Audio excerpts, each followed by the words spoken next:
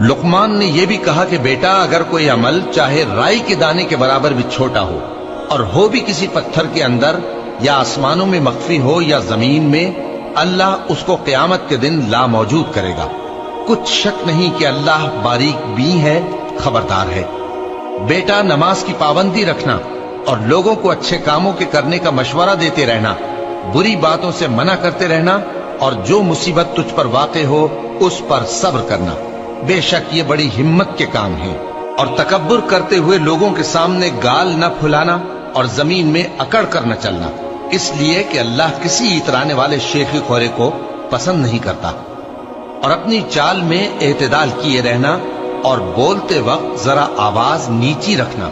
کیونکہ بہت اونچی آواز گدھوں کی سی ہے، اور کچھ شک نہیں کہ سب سے بری آواز گدھوں کی ہوتی ہے۔ کیا تم نے نہیں دیکھا کہ جو کچھ آسمانوں میں اور جو کچھ زمین